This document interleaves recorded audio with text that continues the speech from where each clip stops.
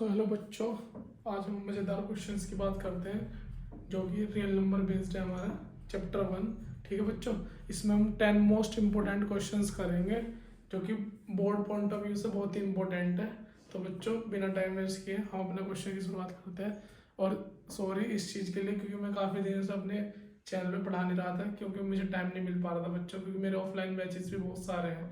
तो इसके लिए मैं सॉरी मांग रहा हूँ और आगे मुझे कंटिन्यू करूँगा अपनी क्लास। ठीक है बच्चों, तो देखो सबसे पहले जो हमारे पास 10 इंपॉर्टेंट क्वेश्चन है किस पे बेस्ड है, रियल नंबर बस चैप्टर पे बेस्ड है। ठीक है, तो उसमें सबसे पहला क्वेश्चन क्या है, सबसे पहला क्वेश्चन है two positive integers a and b can be written as a बराबर दिया हुआ ये एक्स की क्यूब वाई स्क्वायर। ठीक है बच्चों, एंड b बराबर दिया हुआ एक्स वाई की क्यूब, और x और y क्या है, प्राइम नंबर्स है। तो हमें एलसीएम बताना a और b का। ठीक है बच्चों, ये पेपर में कई बार पूछा हुआ क्वेश्चन है बोर्ड्स में। ठीक है बच्चों, तो देखो हमें कुछ एक ने नोट लिख रखा है इधर साइड में और इधर भी मुझे सॉल्व करना है। पहले मैं नोट को समझाना चाहूंगा। देखो हमें क्या निकालना है, एलसीएम निकालना a और b का।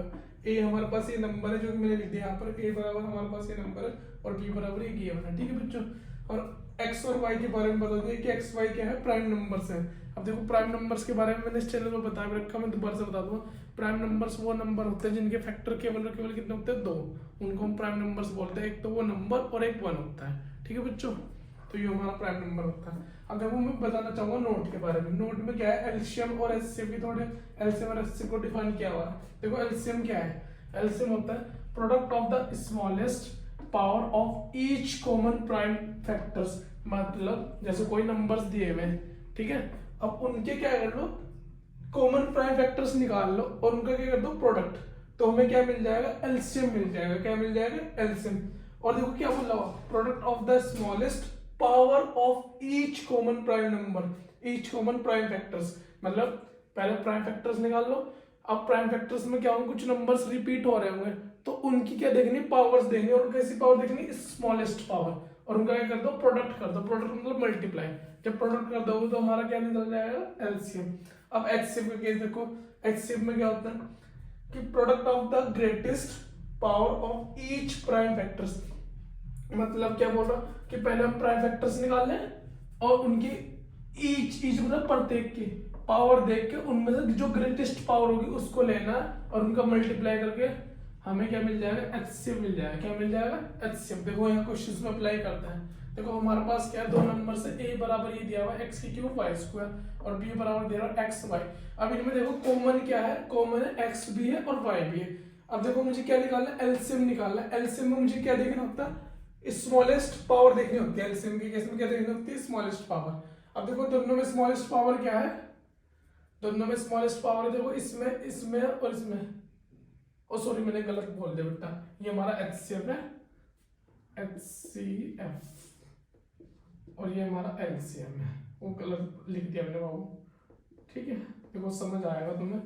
एचसीएम में क्या होता है, स्मॉलेस्ट पावर देखते हैं, और एलसीएम में क्या होता है, ग्रेटेस्ट पावर देखते हैं। तो हमें क्या निकालना है, एलसीएम निकालना है। क्या निकालना है, एलसीएम। तो एलसीएम के केस में हमें ग्रेटेस्ट पावर देखनी पड़ेगी।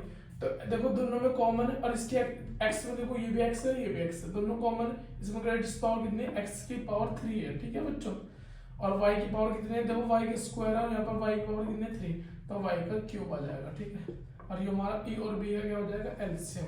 ठीक है बच्चों, अब सेकंड क्वेश्चन की बात करते हैं।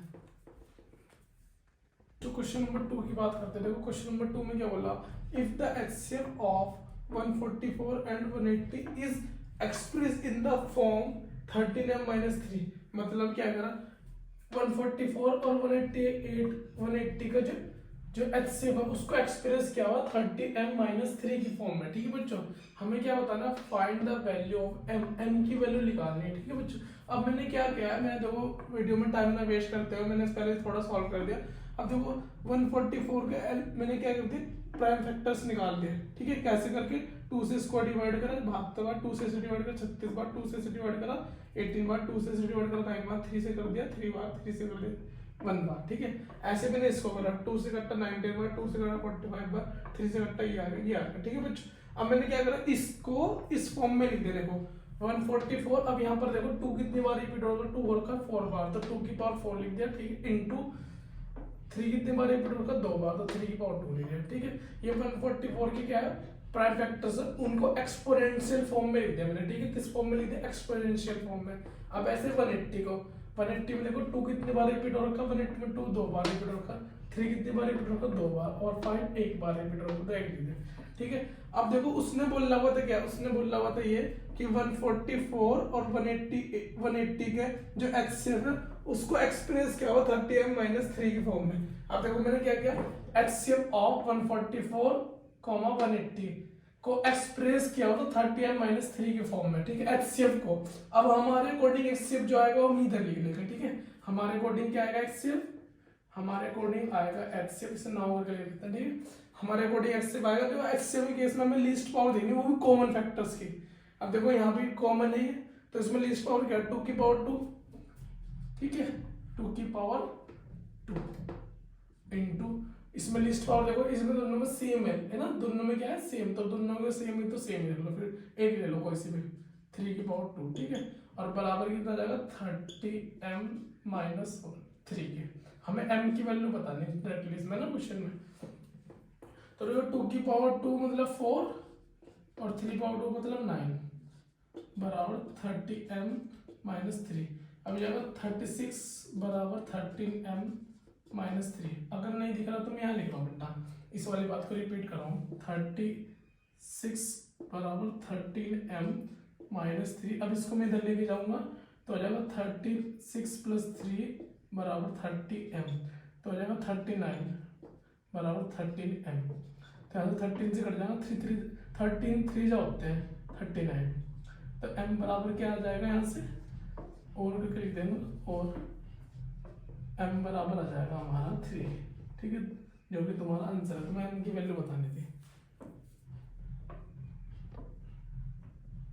क्वेश्चन नंबर 3 की बात करते हैं। देखो क्वेश्चन नंबर 3 में क्या बोला, 3 bells toll at interval of 12 minutes, 15 minutes and 18 minutes respectively, मतलब 3 बेल्स है हमारे पास, B1 B2 B3, और जो कि क्या कर रहे हैं, जो कि अपने इंटरवल में क्या कर रही है, बज रही है, टॉल मतलब बज रही है, ठीक है, एक 12 मिनट में बज रही है, एक 15 मिनट में, एक 18 मिनट में, फिर रिस्पेक्टिवली क्रम से, ठीक है।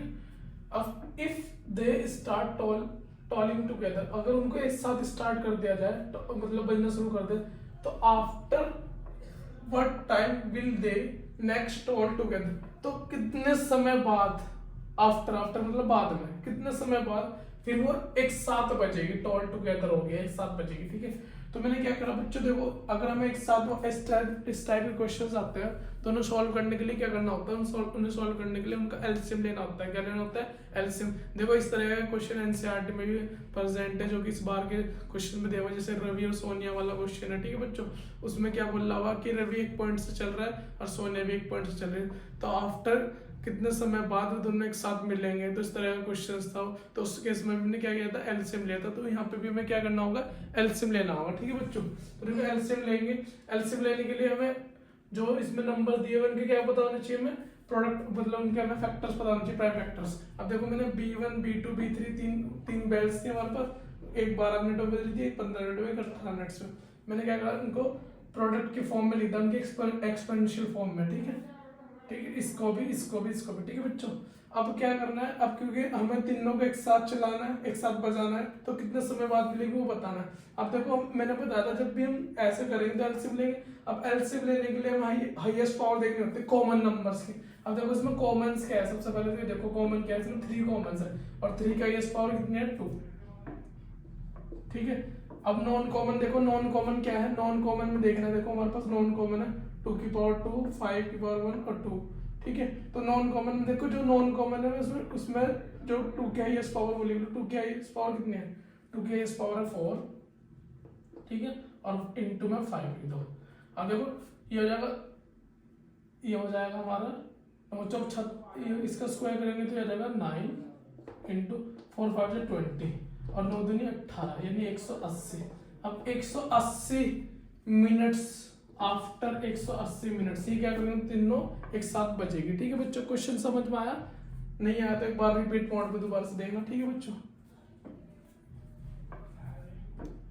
बच्चों क्वेश्चन नंबर 4 की बात करते हैं। देखो क्वेश्चन नंबर 4 में क्या बोल रहा है, determine the values of P and Q so that the prime factorisation of 2000 520 is expressible as the इस फॉर्म। ठीक है बच्चों, अब देखो ये नंबर है, इसको एक्सप्रेसिबल किया गया इस फॉर्म में। ठीक है, और तुम्हें क्या बोल रहा हो, पी और क्यू की वैल्यू बतानी है। तुमने क्या करना है, तुमने पहले इसके प्राइम फैक्टर्स निकाल लेने और फिर प्राइम फैक्टर्स को देखो, इन्होंने तो इस फॉर्म में लिखा हुआ, हमने भी क्या करा इसी फॉर्म में कन्वर्ट कर दिया।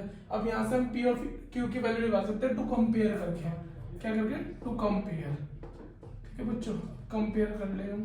जब कंपेयर करेंगे देखो 3 की पावर 2 है, यहाँ पर 3 की पावर क्या है, पी, तो डायरेक्टली पता लग रहा है कि पी बराबर क्या होगा यहाँ से 2 और क्यू बराबर कितना दिख रहा है 5। ठीक है, ठीक है बच्चों, क्यू बराबर कितना दिख रहा है 5। That's your answer. Question number 5 की बात करते हैं। देखो बच्चों, क्वेश्चन नंबर 5 में क्या बोल रहा हूँ, the LCM of two number is 14 times their HCF. मतलब दो नंबर है और उनका जो एलसीएम है वो एचसीएफ का 14 टाइम्स है। ठीक है, the sum of LCM and HCF is 600। इनका क्या दिया हुआ, सम दिया हुआ एलसीएम और एचसीएफ का। LCM of 280 x and sorry sum का मतलब प्लस एचसीएफ ऑफ 280 x बराबर दिया हुआ 600। ठीक है बच्चों, अब देखो क्या बोल रहा हुआ क्वेश्चन में, हमने क्या करा था, क्वेश्चन में बोल रहा हुआ the LCM of two number is 14 times their HCF, the sum of LCM and HCF is 600। If one number is 280 then find other number. तो अदर नंबर फाइंड करना है, तो मैंने क्या किया, अदर नंबर को लेट कर लिया कि let the other number is x। ठीक है, अब दो नंबर का एचसीएफ बोल रखा, दो नंबर का जो एलसीएम है वो 14 टाइम है एचसीएफ के। ठीक है बच्चों, मैंने इसके अकॉर्डिंग बना दिया हिसाब। अब देखो उनका जो सम है, इन दोनों का एलसीएम और एचसीएफ का जो सम है वो 600 है। अब मैं क्या करूंगा, देखो मेरे पास एलसीएम की वैल्यू, तो मैं इसको इधर ट्रांसफर कर दूंगा, तो ये आ जाएगा मेरे पास कि एलसीएम ऑफ 280 x बराबर 600 माइनस एचसीएफ ऑफ 280 x। ठीक है बच्चों, अब देखो ये 280 एलसीएम ऑफ 280 x क्या में लिखा हुआ, इसको मैं इक्वेशन फर्स्ट मान रहा हूँ, और from equation first.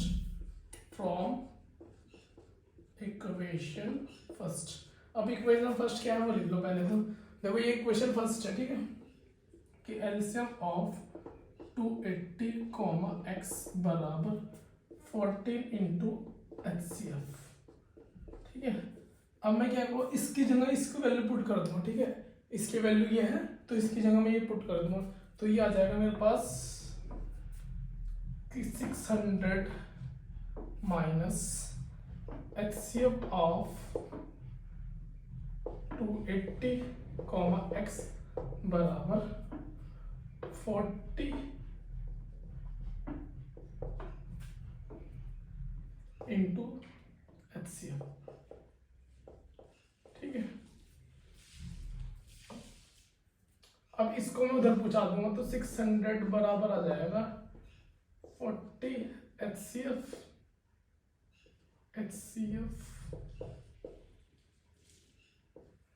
Plus HCF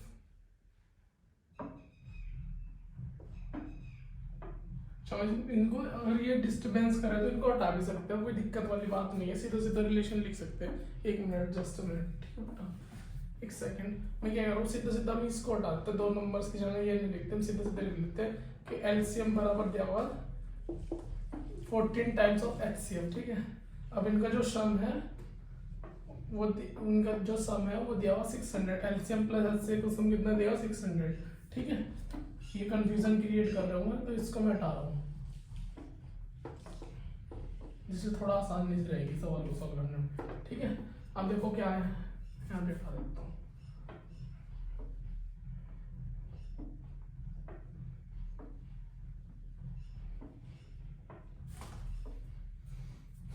देखो यहाँ से एलसीएम बराबर कितना है 600 माइनस एचसीएफ। ठीक है बच्चों,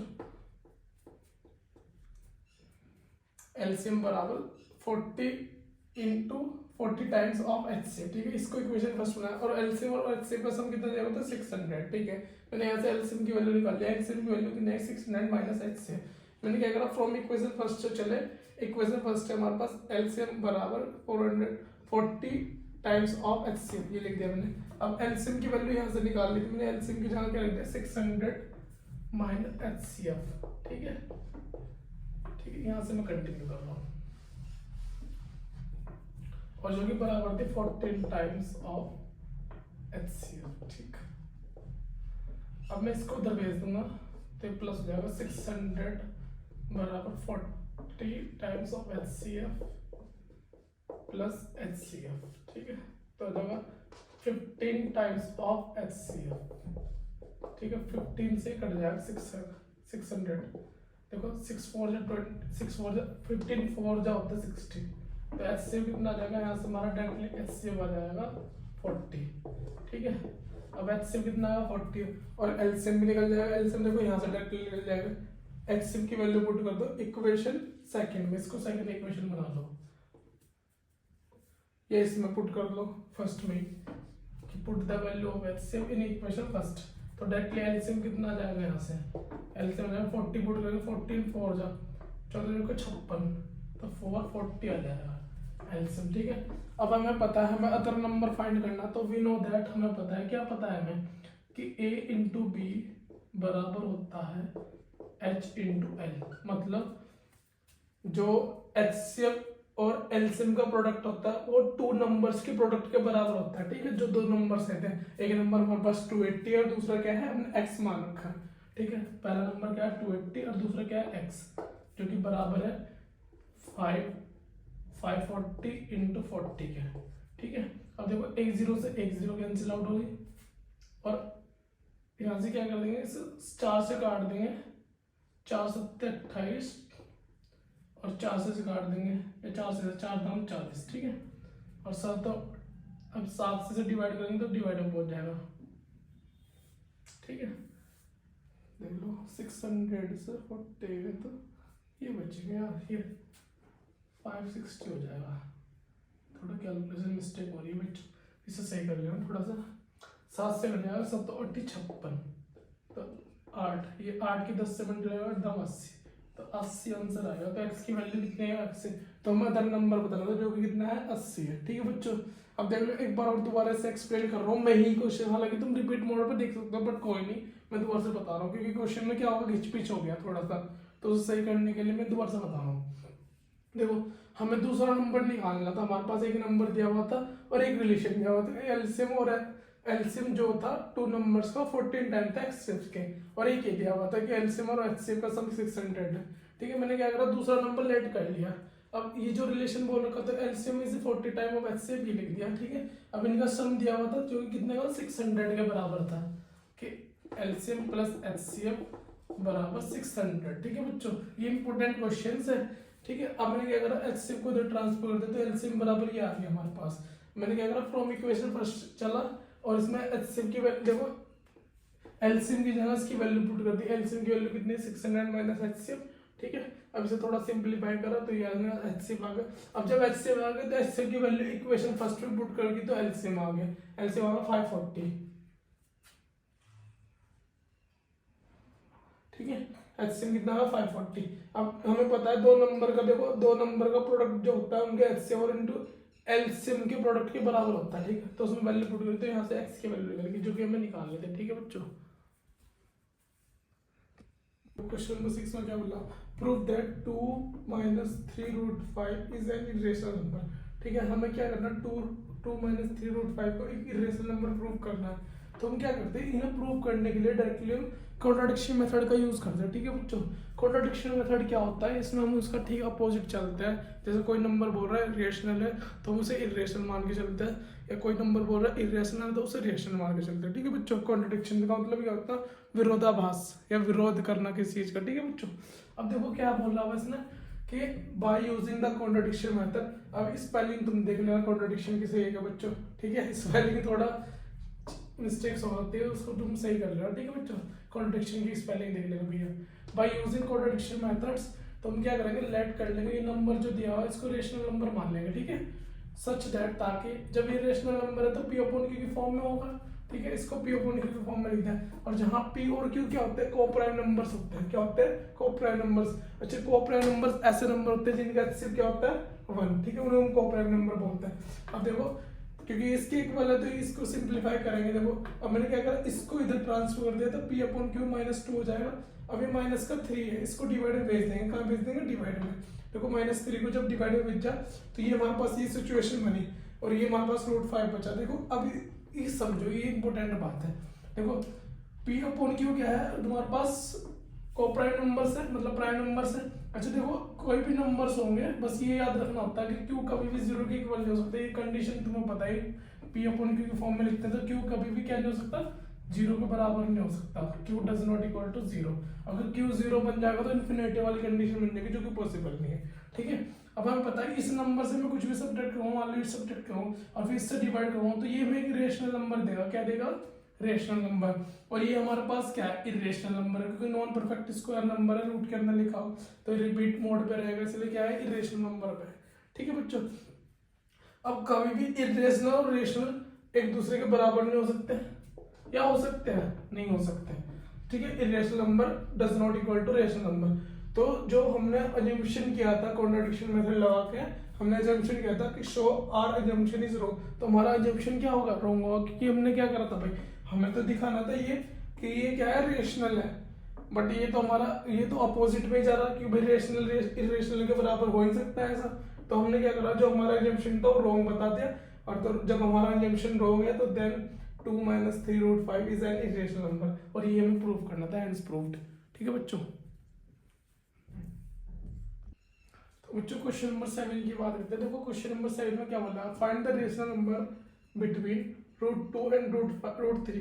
तो √2 और √3 के बीच के हमें क्या बताना है? एक रेशनल नंबर फाइंड करना है। ठीक है, अब देखो रेशनल नंबर फाइंड करने के लिए क्या यूज करेंगे हम? देखो अब हमें रेशनल नंबर बताना है, तो देखो √2 और √3 के बीच का हमें एक रेशनल नंबर बताना है। अब देखो हमें पता है ये √2 से बड़ा नंबर है और √3 से क्या है? छोटा नंबर है। ठीक है बच्चों, अब देखो इसकी हमें क्या निकालना है? ये बीच में लाई करेगा इन दोनों में, तो हमें ये फाइंड करना है। अब हमें पता है ये किसका स्क्वायर होता है? प्रॉपर ये होता है 1.5 का स्क्वायर। ठीक है, तो √2 ग्रेटर देन होगा। अभी देखो ये हमें पता है किसका स्क्वायर होता है? 1.5 का स्क्वायर होता है, क्योंकि प्रॉपर स्क्वायर है, बस ये डेसिमल की फॉर्म में है ना। अब ये छोटा होगा किससे? √3 से।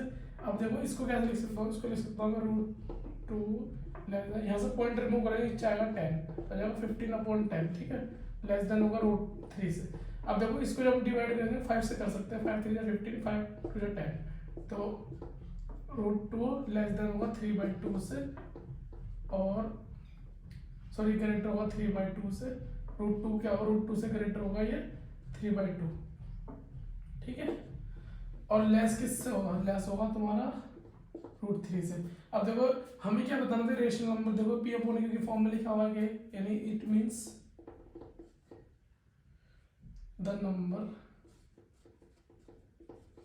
Between √2 and √3 of rational number. The rational number यहाँ लिखना था, the rational number between √2 and √3 बराबर 3/2। That's your answer. ठीक है सर, पॉइंट पर भी दे सकते हैं। क्वेश्चन नंबर 8 की बात करते हैं। क्वेश्चन नंबर 8 में क्या बोला? Question find the values of -1 की पावर n प्लस -2 की पावर 2n प्लस -1 की पावर 2n प्लस 1 प्लस -1 की power 4n plus 2 where n is any positive integers, n is any positive odd integers। ठीक है बच्चों, तो हमें क्या करना है? हमें बताना है इसकी वैल्यू बतानी, इस नंबर्स की वैल्यू क्या होगी। ठीक है, तो इसकी वैल्यू बताने के लिए देखो हमें पता है कि n क्या दिया हुआ? n एक पॉजिटिव ऑड इंटीजर दिया हुआ, where n is odd integer. Odd integer का मतलब होगा उसकी वैल्यूज क्या होगी? नेगेटिव, और वो भी पॉजिटिव है। क्या है? पॉजिटिव। अब देखो तुम n की वैल्यू यहाँ पर 1 रखोगे, पॉजिटिव वैल्यू, ऑड है तो मतलब 1 3 5 7 ऐसे रखोगे, तो जब 1 रखोगे तो -1 मिलेगा। देखो 2n का मतलब मल्टीपल होता है, यानी इवन नंबर। तुम यहाँ पर कोई भी ऑड वैल्यू रख लो तो इवन देगा, तो यानी और जब भी तुम्हें पता किसी की पावर अगर नेगेटिव नंबर है उसकी पावर क्या हो? इवन, तो पॉजिटिव आंसर आना है। अब ये भी नेगेटिव की उसकी फॉर्म है, ऑड नंबर की। ठीक है, ये भी ऑड नेगेटिव देगा, और ये पॉजिटिव इंटीजर की फॉर्म मतलब इवन नंबर की फॉर्म है तो ये पॉजिटिव देगा। ठीक है बच्चों, अब देखो हमारे पास इन चारों की वैल्यूज आ रखी है, हम इसमें इसकी वैल्यूज पुट कर देंगे। यहाँ पर देखो पहले यहाँ पर रखेंगे इसकी वैल्यू क्या है? -1। इसकी वैल्यू कितनी है? इसकी वैल्यू +1, इसकी वैल्यू कितनी है, इसकी वैल्यू है -1 और इसकी वैल्यू कितनी है, इसकी वैल्यू है +1, ठीक है। और जब इनको कैंसिल आउट होगा प्लस प्लस से माइनस कर जाएगा, माइनस से प्लस, माइनस प्लस, ठीक है, कैंसिल आउट होगा, आंसर क्या आएगा 0। तो इसका आंसर क्या होगा 0, ठीक है बच्चों, इस क्वेश्चन का आंसर क्या होगा 0। बात करते प्यारे बच्चों, देखो क्वेश्चन नंबर 9 में क्या बोला, 2 number are in the ratio 2:3 and their LCM is 180। मतलब क्या कह रहे हैं, 2 नंबर है, उनका नंबर का रेशियो दिया हुआ है हमें और उनका एलसीएम कितना है 180, तो उनका एलसीएम बताना है, ठीक है प्यारे बच्चों। अब देखो हमारे पास 2 नंबर है, ये रेशियो के फॉर्म में दिए हुए हैं, इन्हें हमें नंबर की फॉर्म में लिखना है, तो इनके साथ हमें क्या करना पड़ेगा, कांस्टेंट वैल्यू लगानी पड़ेगी, या तो हम x लगा सकते हैं या k लगा सकते हैं, अपनी तरफ से लगाते हैं, ठीक है बच्चों। अगर इन्हें नंबर बनाना है, देखो नंबर बनाने के लिए हम क्या करेंगे, नंबर बनाने के लिए इसको लेट कर लेंगे कि लेट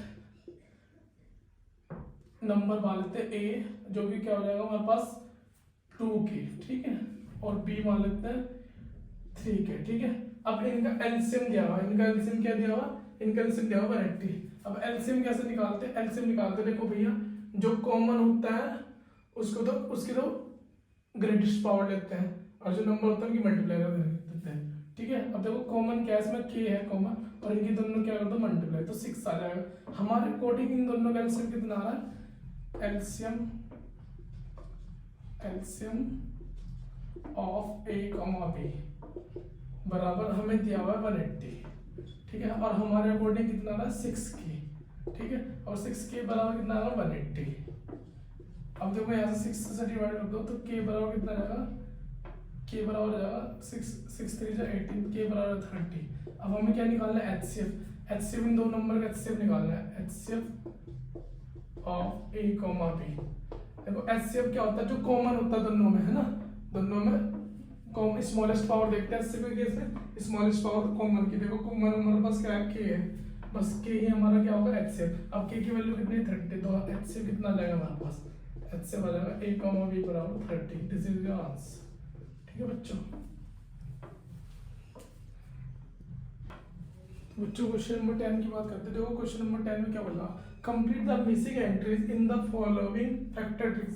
इस फैक्टर ट्री में तुम्हें मिसिंग एंट्रीज को बताना है, ठीक है, और यहाँ पर तुम्हें 7 दिया हुआ था बच्चों, क्या दिया हुआ था 7, ठीक है। अब तुम्हें जो मिसिंग एंट्रीज है इनको बताना है, जो मिसिंग एंट्रीज है इनको लिस्ट कर लो, ये x है और ये क्या है y, ठीक है बच्चों।